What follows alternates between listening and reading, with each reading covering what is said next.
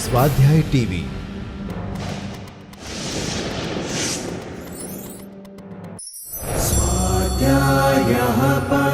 Doctor Baba Saheb Ambedkar open university.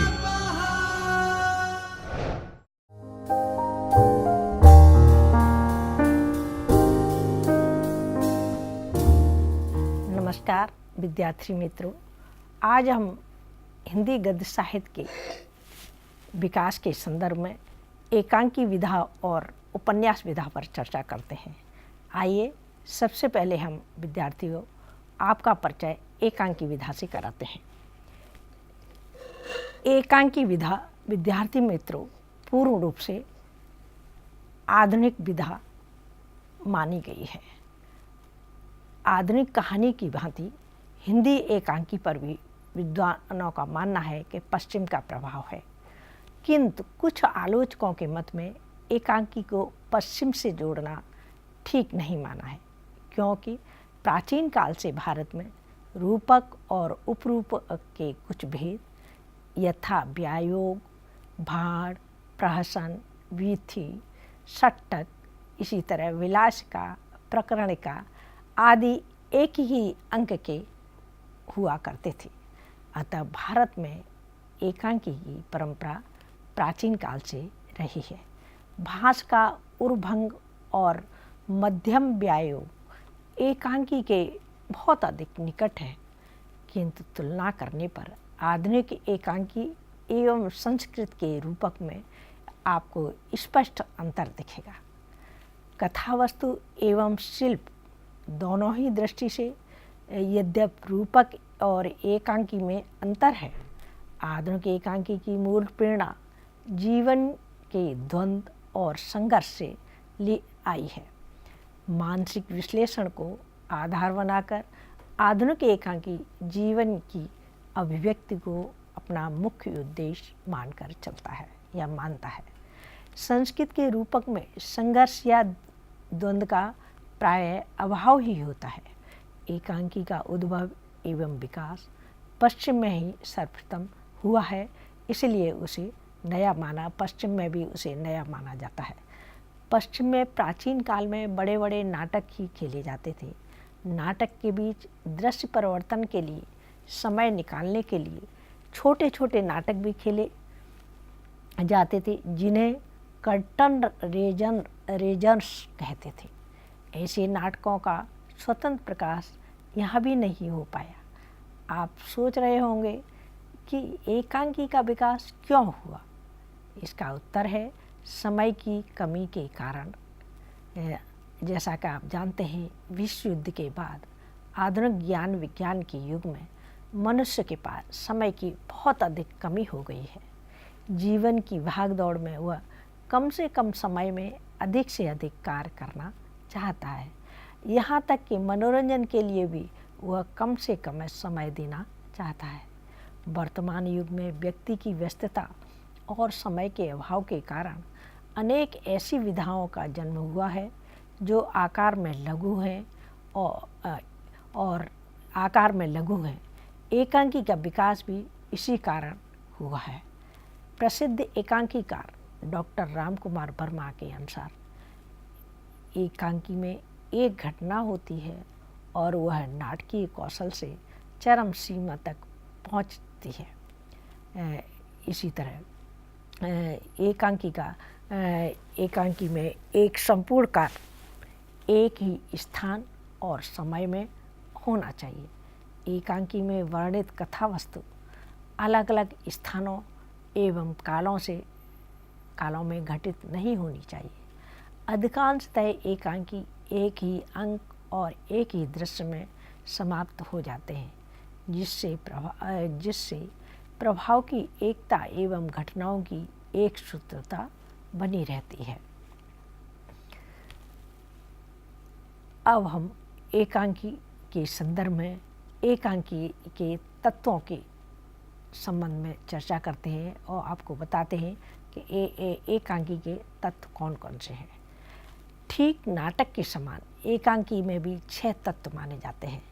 पहला है कथा वस्तु, दूसरा है चरित्र चित्रण, तीसरा है परिवेश, चौथा है संरचना शिल्प, पांचवा है रंगमंचीयता और छठा है प्रतिपाद अर्थात उसका उद्देश्य। लेकिन नाटक के समान एकांकी में न तो कथावस्तु के विस्तार का अवकाश रहता है और न ही बहुलता का। ऐसा भी नहीं है कि नाटक को छोटा करके आप एकांकी बनाकर उसे प्रस्तुत कर दें, ऐसा नहीं हो सकता, क्योंकि एकांकी सर्वथा स्वतंत्र विधा है। नाटक में घटनाओं की बहुलता रहती है, जबकि एकांकी में पात्र, घटना, संवाद आदि की दृष्टियों से यह सीमित होता है। नाटक में अनेक अंक होते हैं, किंतु एकांकी में एक ही अंक होता है। इस तरह आप देखते हैं कि नाटक और एकांकी पास पास अवश्य हैं, लेकिन हम दोनों को एक नहीं मान सकते। अब हम एकांकी के तत्वों के संदर्भ में आगे एकांकी के कथानक पर या कथावस्तु पर चर्चा करते हैं। कथानक, एकांकी का कथानक भी इतिहास, राजनीति, पुराण, लोकतंत्र, समाज या चरित्र विशेष से लिया जा सकता है। उसका संबंध जीवन की किसी एक घटना या पहलू से होता है। इसके कथानक के मुख्य 5 भाग होते हैं। पहला प्रारंभ, दूसरा नाटकीय स्थल, द्वंद्व, चरम सीमा और अंतिम है परिणति। उदाहरण के लिए हम आपके सामने डॉक्टर रामकुमार वर्मा की एकांकी दीपदान की चर्चा करते हैं। इसमें कथानक एक महत्वपूर्ण घटना पर आधारित है। कथानक का विस्तार इसमें नहीं है। मुख्य पात्र पन्ना धाई द्वारा चित्तौड़ के राजकुमार की जीवन रक्षा के लिए अपने पुत्र को बलिदान करना ही इसकी कथा वस्तु है, पर इसे नाटकीय ढंग से प्रस्तुत किया गया है। इसमें कथानक का प्रारंभ नाटकीय ढंग से तुलजा भवानी की पूजा के अवसर पर होता है। वहाँ आज श्यामली का आकर पन्ना धाई से यह कहना कि सिपाहियों ने महल को चारों ओर से घेर लिया है। यह एकांकी में नाटकीय स्थल है। कथानक में द्वंद्व उस समय आता है जब पन्ना राजकुमार की रक्षा के लिए राजकुमार की जगह अपने पुत्र चंदन को सुलाने की बात सोचती है। कथानक में रणवीर द्वारा चंदन पर तलवार से आघात करना उसकी चरम सीमा है। अब दूसरा तत्व है चरित्र चित्रण। एकांकी में पात्रों की बहुलता नहीं रहती है। जैसा कि हम आपको पहले कह चुके हैं कि एकांकी बहुत छोटी विधा है। साधारणतः एक ही मुख्य पात्र होता है। मुख्य पात्र के आगे पीछे सारी घटनाएं घूमती हैं। जैसा कि हम चर्चा कर रहे हैं, दीपदान में पन्ना ही मुख्य पात्र है। उसके कार्य एवं संवादों से उसका चरित्र उभरा है। पन्ना के दृढ़ स्वामी भक्त एवं राष्ट्रभक्त चरित्र के साथ रणवीर के अत्याचारी रूप को उभार कर एकांकीकार ने चरित्रों की स्पष्ट पहचान कराई है। अब तीसरा तत्व है परिवेश। एकांकी में किसी कार्य विशेष की प्रधानता अवश्य रहती है। यह कार्य किसी काल विशेष में घटित होता है और इसे घटने का कोई स्थान भी अवश्य निश्चित होता है। इन्हें हम देश, काल और वातावरण अथवा परिवेश कह सकते हैं। ऐतिहासिक एकांकियों में तो परिवेश का और भी अधिक महत्व होता है। एकांकी में एक स्थान, एक काल और एक कार्य की ही प्रधानता रहती है। जैसा कि दीपदान एकांकी से आप स्पष्ट तरह से पहचान सकते हैं कि इसमें एक स्थान मेवाड़, एक काल तथा एक कार्य की योजना ही की गई है। राज परिवार से संबंधित परिवेश का यथार्थ चित्रण इसी एकांकी के अंदर है। अब आगे हम संरचना शिल्प पर चर्चा करते हैं। जैसा कि आप जान चुके हैं या जानते हैं कि संरचना शिल्प का संबंध एकांकी की भाषा शैली और संवाद योजना से होता है। अतः हम सबसे पहले आपको भाषा शैली के संबंध में बात करते हैं। प्रत्यक्ष प्रदर्शन की विधा होने के कारण एकांकी के अंदर शैली नाटकीय होती है। उसमें विचारों और भावों की अभिव्यक्ति केवल भाषा के द्वारा ही नहीं, पात्रों की वेशभूषा, उनकी भावभंगिमा और कार्य, रंगमंच की दृश्य और वातावरण तथा गीत संगीत, ध्वनि प्रकाश आदि के द्वारा भी होती है।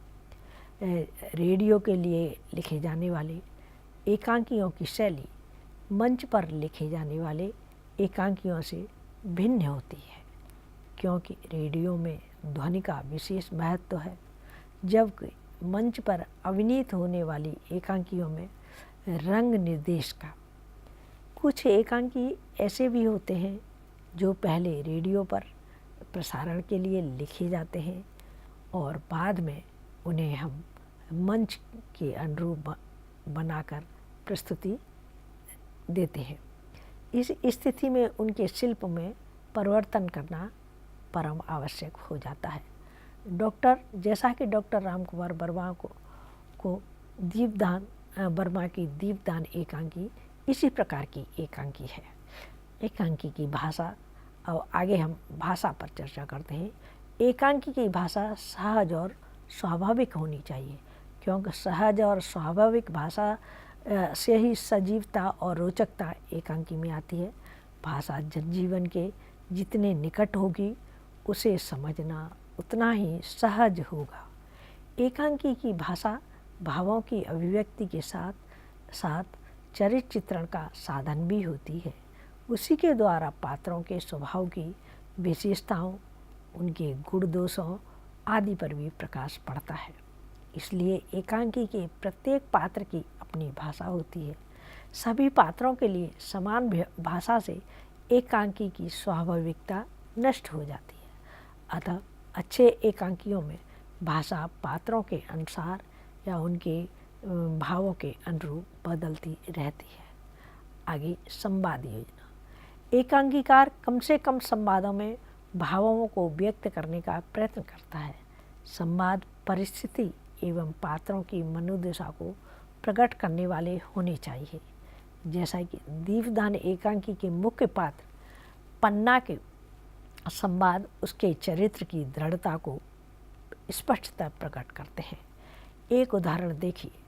चित्तौड़ राग रंग की भूमि नहीं है, यहाँ आग की लपटें नाचती हैं। अब आगे हम रंगमंचिता अथवा अभिनेता पर चर्चा करते हैं। नाटक के समान एकांकी में भी रंगमंचीयता उसका प्राण तत्व है। एकांकीकार के लिए भी अभिनेता अथवा रंगमंचिता का ध्यान उतनी ही अवश्य रखना पड़ता है जितना कि नाटककार को रखना पड़ता है। एकांकी की वास्तविकता सफलता भी रंगमंच पर अभिनीत होने में ही होती है। एकांकी में संक्षिप्तता परम आवश्यक है, अतः एकांकीकार के रंग निर्देश संक्षिप्त होने चाहिए। एकांकी के लिखित रूप को निर्देशक अभिनेताओं तथा अन्य रंग कर्मियों के सहयोग से दर्शकों तक संप्रेषित करता है, अतः उनकी सफलता अभिनेताओं के अभिनय पर निर्भर करती है। अब आगे हम एकांकी के प्रतिपाद्य अर्थात एकांकी के उद्देश्य पर चर्चा करते हैं। एकांकीकार अपनी रचना के द्वारा कोई न कोई विद्यार्थी मित्र संदेश अवश्य देता है। वह स्पष्ट शब्दों में न कहकर कथानक, कार्य व्यापार, चरित्र चित्रण आदि के माध्यम से अपना उद्देश्य आपके पास या दर्शकों पाठकों तक पहुंचाने का प्रयत्न करता है। एकांकीकार ने एकांकी में क्या कहा है, यह एकांकी को ठीक से समझने पढ़ने के बाद ही हम और आपको पता चलता है। जैसा कि दीपदान एकांकी को ही लें हम, इसमें त्याग एवं बलिदान का आदर्श रखा गया है। देश के लिए पुत्र जैसे अनमोल रत्न को माँ ने बलिदान कर दिया है। देश की बलि वेदी पर सर्वस्व त्याग की प्रेरणा देना इस एकांकी का मुख्य उद्देश्य है।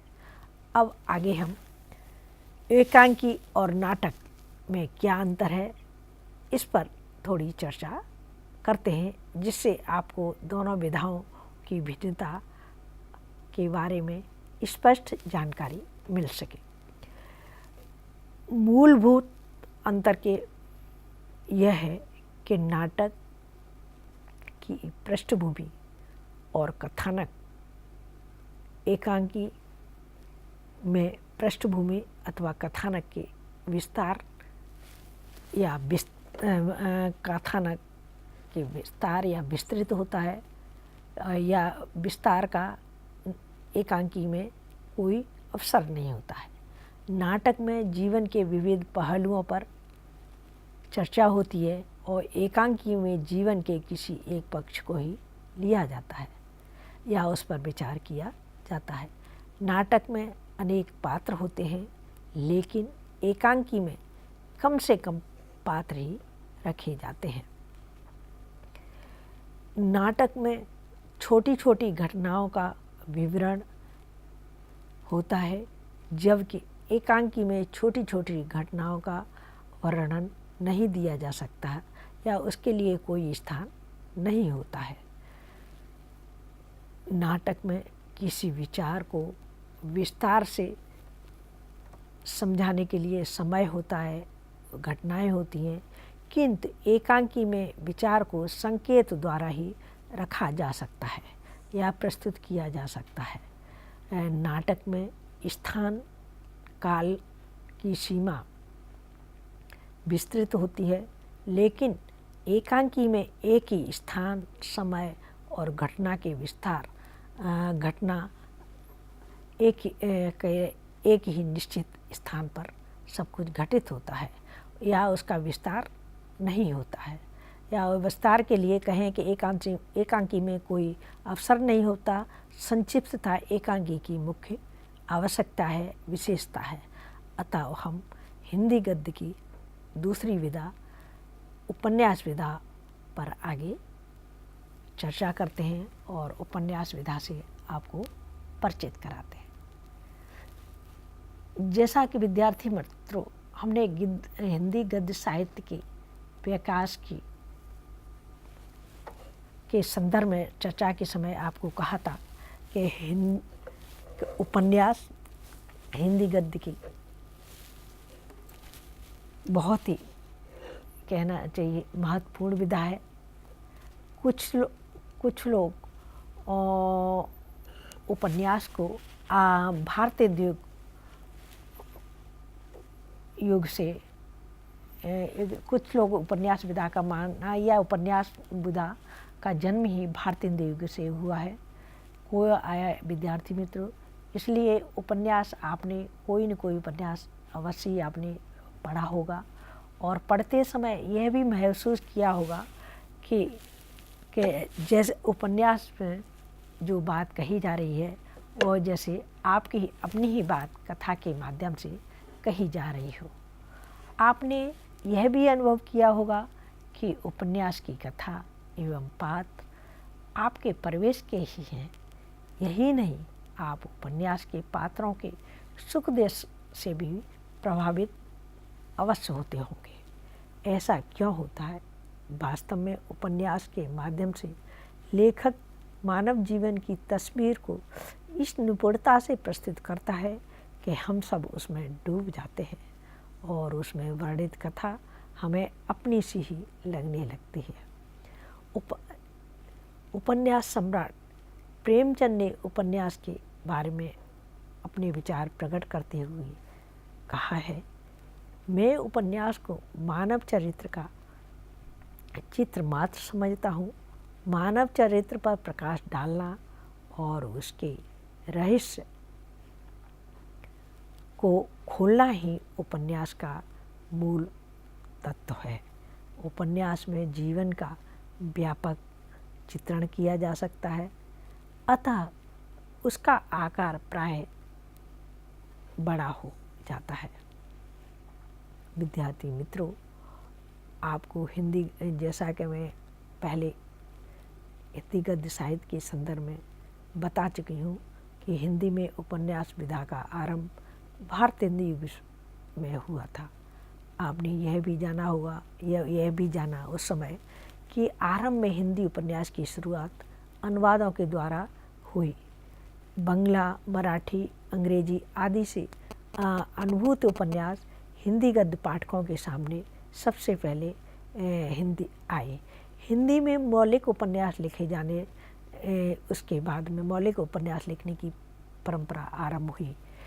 इस समय के उपन्यासों में तत्कालीन समय एवं परिस्थितियों का प्रभाव विद्यार्थी मित्रों आप अवश्य देख सकते हैं। काल विशेष की परिस्थितियां लेखक को प्रभावित तो करती ही हैं, अतः हम आगे उपन्यासों की चर्चा करते समय इन सभी बातों को उजागर करेंगे और आपको समझाएंगे कि उपन्यास विधा में धीमे धीमे कितना परिवर्तन आया है। हिंदी में आरंभ में तिलस्मी एवं अय्यारी उपन्यास लिखे गए। तिलस्मी उपन्यासों में घटनाएं तिलस्मी से पूर्ण रहती थीं, अर्थात ऐसे उपन्यासों में इंद्रजाल, जादू, अद्भुत कारनामे, अलौकिक व्यापार एवं चमत्कार से पूर्ण घटनाएं होती थीं। इस प्रकार के उपन्यासों में नायक वेश बदलकर निकट और विलक्षण कार्य करते थे। जासूसी उपन्यास भी उसी प्रकार की घटनाओं से पूर्ण होते थे। जासूसी उपन्यास की खास बात यह होती है कि इसमें नायक गुप्त रूप से किसी भेद या बात का पता लगाने के लिए आगे चलता रहता है, वह अद्भुत कारनामों करता रहता है। बाद में हिंदी में ऐतिहासिक, सामाजिक, राजनीतिक, मनोवैज्ञानिक बहुत सारे उपन्यास भी लिखे गए हैं। अतः हम आगे उपन्यासों की तत्वों से आपका परिचय कराते हैं। उपन्यास के तत्व, उपन्यास की कसौटी जिसके आधार पर किसी उपन्यास के गुण दोषों की परीक्षा की जाती है, हम उन्हें विद्यार्थी मित्रों तत्व कहते हैं। उपन्यास के निम्नलिखित तत्व हैं। पहला है कथा वस्तु, दूसरा है चरित्र चित्रण, तीसरा है परिवेश, चौथा है रस संरचना शिल्प और पांचवा है प्रतिपाद अथवा उपन्यास का उद्देश्य। सबसे पहले हम कथा वस्तु या कथानक पर चर्चा करते हैं। कथा वस्तु उपन्यास का मेरुदंड है। विभिन्न महत्वपूर्ण घटनाओं का क्रमबद्ध कलात्मक एवं किसी निश्चित उद्देश्य की पूर्ति हेतु किया गया संयोजन, घटनाओं का संयोजन ही कथानक कहलाता है। हर प्रकार के उपन्यास में कथा वस्तु अनिवार्य रूप से होती है।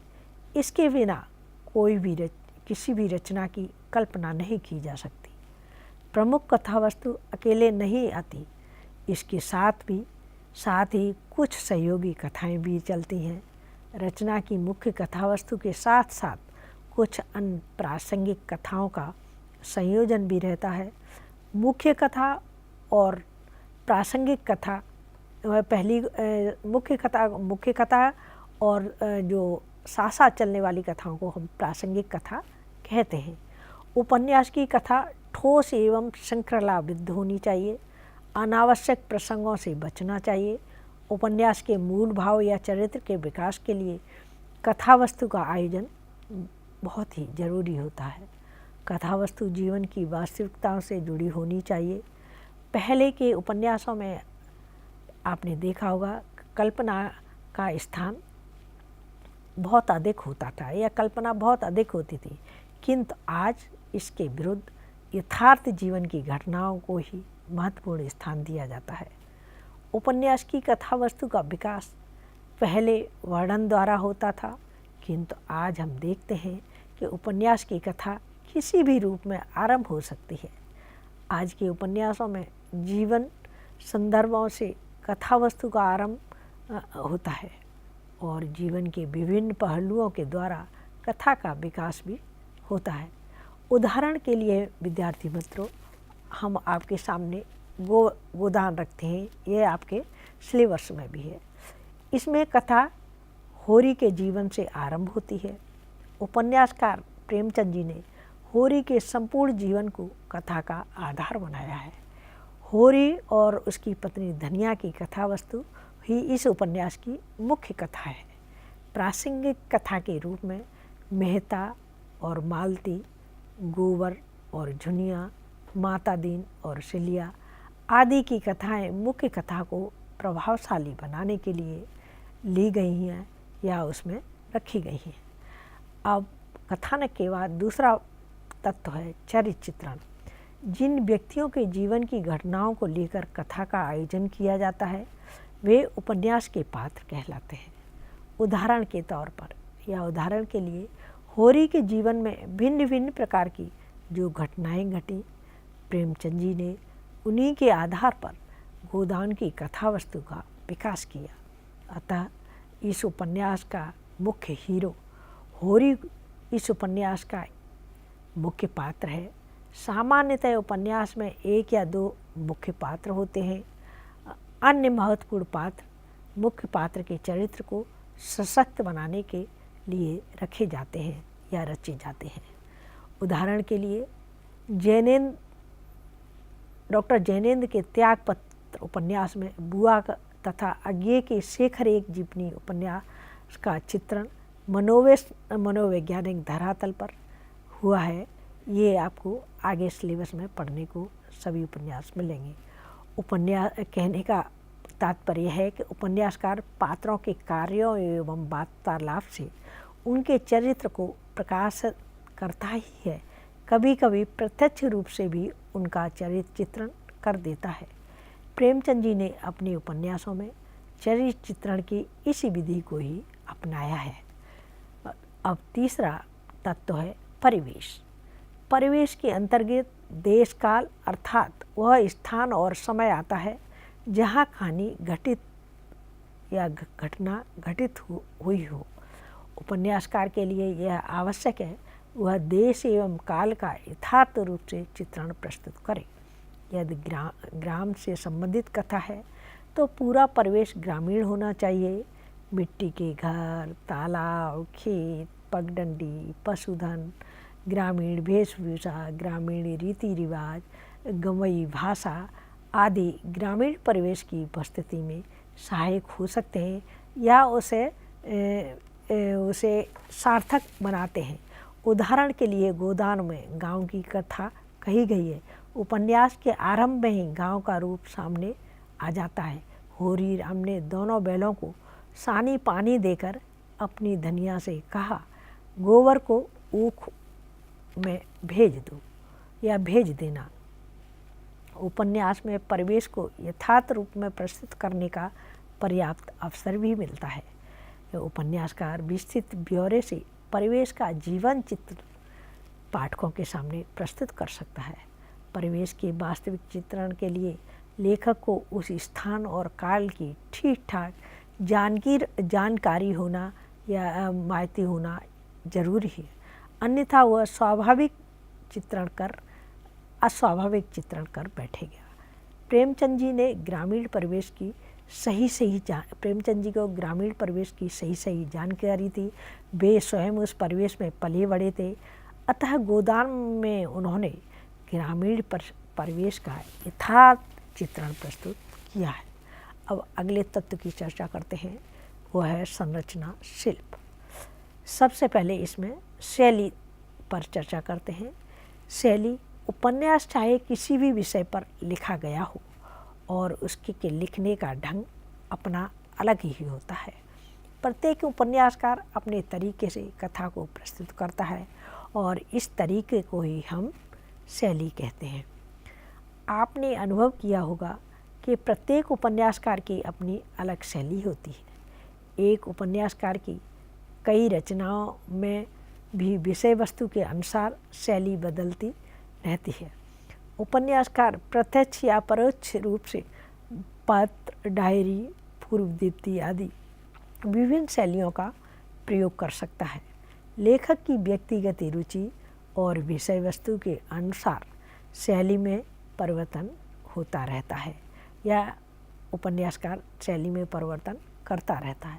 उदाहरण के लिए आपको के सामने हम प्रेमचंद जी के गोदान, रंगभूमि, सेवा सदन, निर्मला आदि उपन्यासों में आप देखेंगे कि शैली की विभिन्नता आपके सामने आएगी।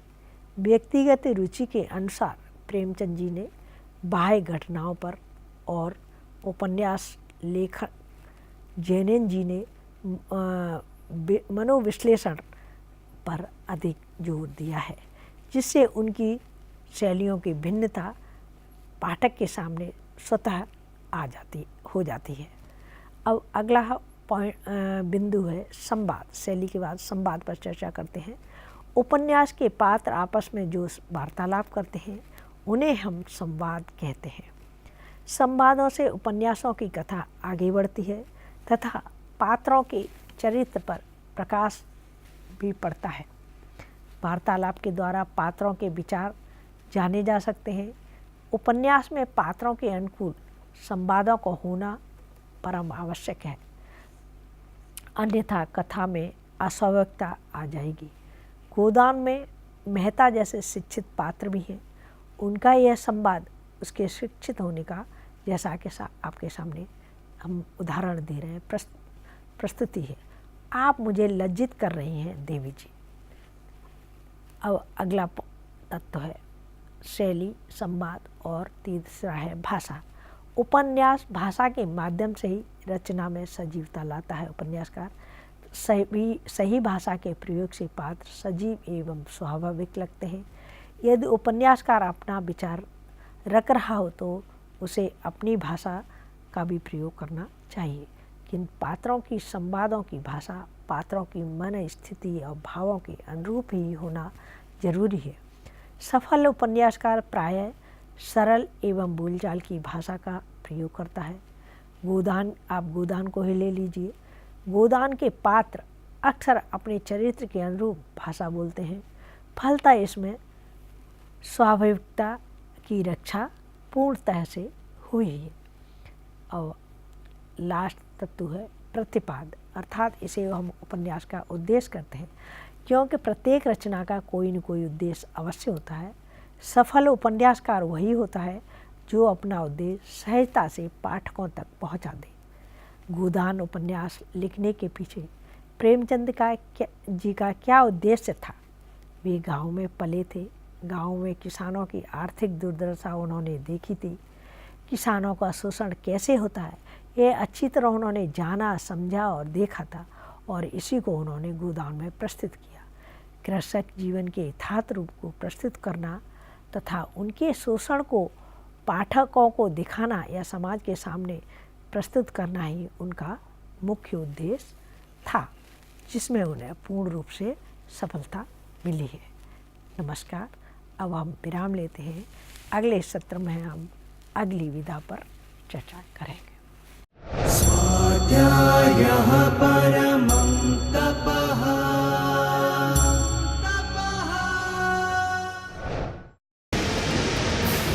स्वाध्याय टीवी